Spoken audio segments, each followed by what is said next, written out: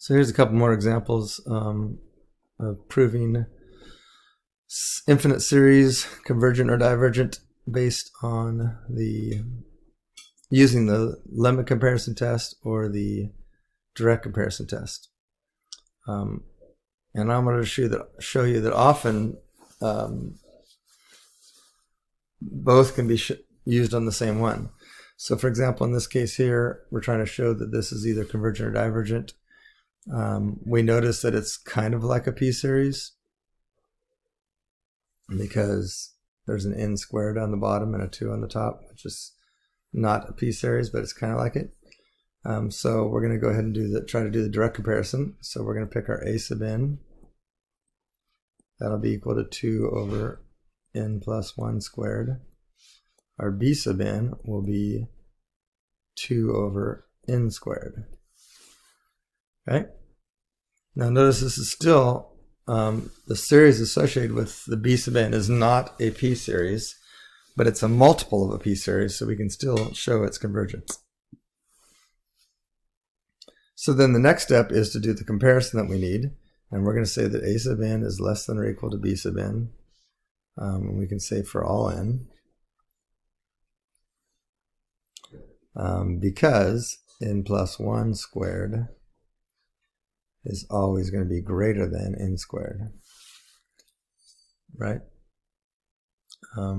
So we've got the inequality relationship that we want, and now we just got to tell something about the series associated with b sub n. So we're going to say this series, n running from 1 to infinity, of b sub n is convergent. How do I know it's convergent? Because it's a multiple of a p-series. You could even write it like this, right? So I don't know why I put 3 out front. That's what we mean by a multiple of p-series. It's a p-series multiplied by a constant. So multiplying by a constant is not going to change to convergence or divergence. It'll make the thing it's converging to bigger, but it won't change that it's converging.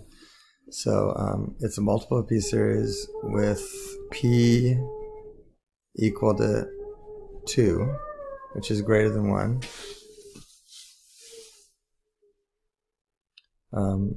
So now we've shown that this thing is convergent. And since it's the bigger sequence, that means the series associated with the smaller sequence also converges, because we met that test. So here's another example where I want to show that this series here is either convergent or divergent. Once again, this looks kind of like 1 over n squared. It's got that little negative sign squared out there, but so we're going to let a sub n equal 1 over n squared minus sine squared x, and then we'll let b sub n equal 1 over n squared. And now if we try to get the relationship we want with the inequalities, it's not going to work because the tops are the same, and notice the bottom of this one is smaller than that one. So that means that this fraction is always going to be a little bit smaller than that, because notice that this is sine squared, which means it will always be positive, so I'll always be subtracting a number from n squared. So this right here will always be a little bit smaller than that. So I'm not going to be able to get the inequality that I want, because I know that this guy converges, right? So that means I would want, I shouldn't write there, but I want the a sub n to be smaller, but I'm not going to be able to get it, so I'll just go with the limit comparison test. So I'm going to take the limit as n approaches infinity of a sub n over b sub n, which of course would be the limit as n approaches infinity of 1 over n squared minus sine squared. That's supposed to be an n, not an x. Sorry about that. dividing by b sub n would be the same thing as multiplying by n squared over 1. So that'd be n squared over 1. And now if we evaluate that limit, we got n squared on top, n squared on the bottom. The sine squared of n is insignificant because it stays between 0 and 1. And as n gets bigger and bigger, the dominating thing is going to be n squared over n squared. So this is approaching 1, which is equal to my L. And since L is greater than 0, and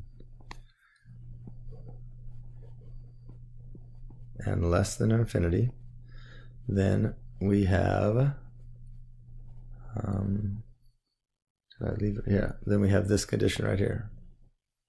Nope, that's not it. Right here. We get this condition. That's the one we want when we're doing the limit comparison test, that if L is between 0 and infinity, then whatever one is doing, the other has to be doing. So we come back over here and we say, so now we're ready to say, well, we know that this guy is converging.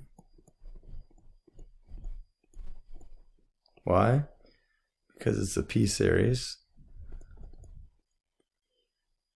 with p equal to 2, which is greater than 1. So since the summation of b sub n converges, that means that the top one also converges. So that would mean that as n approaches 1 to infinity, or as n running from 1 to infinity, of a sub n, which happens to be 1 over n squared minus sine squared n, also converges.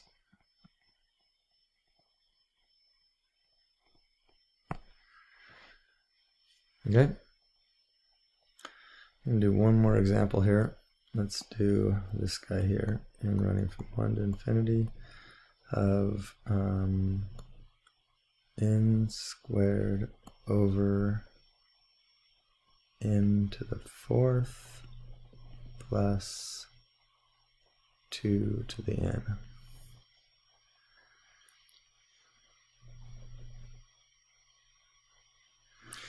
So this one's kind of a weird one because it's got looks like it's kind of a combination of a power series and a geometric series, because you got these power things here. You got the power part here, and then you got the exponential part here. Of course, I can't do that. There's no rule that says if you got a power and some kind of a combination of a power and a geometric that somehow we can show that convergent or divergent. So once again, we're going to have to do a comparison test. So let's try, whoops. Well, we'll let a sub n equal n squared over n to the 4th plus 2 to the n.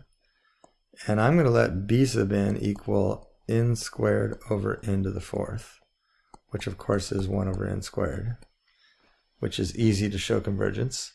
So that means I need to show that a sub n is less than or equal to b sub n for all n.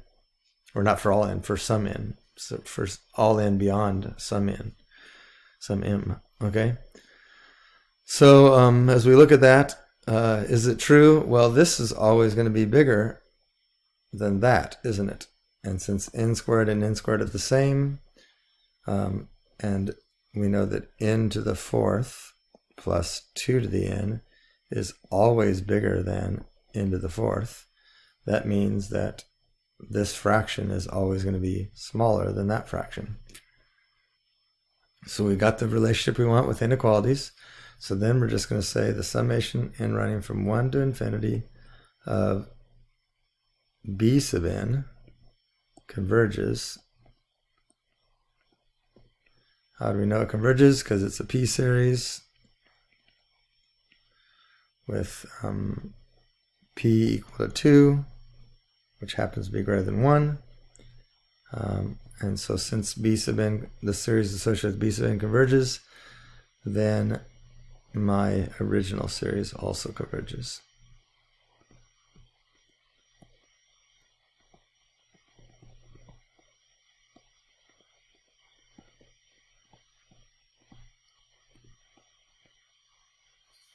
Oops. Okay, I think I want to actually do one more. I haven't really done a geometric comparison yet. So let's do one of those.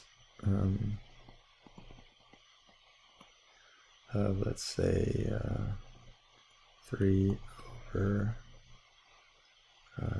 2 to the n plus 5. Okay, so we look at this, it looks like a geometric series, but it's not because of that little plus 5 in the bottom. If it was just 3 over 2 to the n, that would be 3 times 1/2 to the n, right? That would clearly be a geometric series, but it's not. It's got that little plus 5 in there. So we're going to have to use a comparison test. And so I'm going to go with a sub n is equal to 3 over 2 to the n plus 5. I'll let b sub n be equal to 3 over 2 to the n, aka 3 times 1/2 to the n. So we can tell clearly that's a geometric series. So now, and we know that this converges because the r is less than 1. Well, it's between -1 and 1. So we need to show that a sub n is less than or equal to b sub n for some m, for all n beyond some m.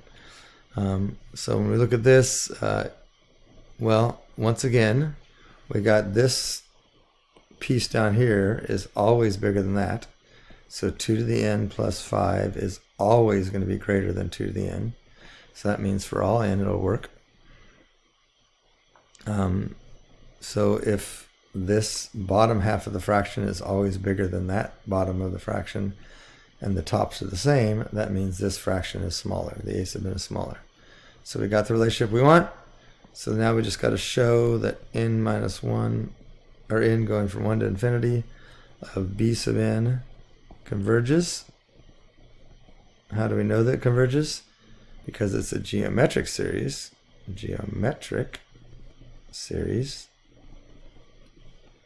With r equal to 1/2, which is obviously less than 1. Or we could say whose absolute value is less than 1. That's the condition for a geometric series to be convergent. So since that can converge, then the sequence is smaller in it. It's the series associated with it also converges. So then we'd say n running from 1 to infinity of 3 over 2 to the n plus 5 also converges. So just, I want to point out a few things that we talk about here. You know, notice that when I talk about b sub n converging, I have the summation connected to it. This is a mistake that a lot of people make in writing their proof. They'll say something like a sub n is blah blah blah, b sub n is blah blah blah. They'll show a sub n is less than b sub n, and then they'll say b sub n converges because it's a p-series.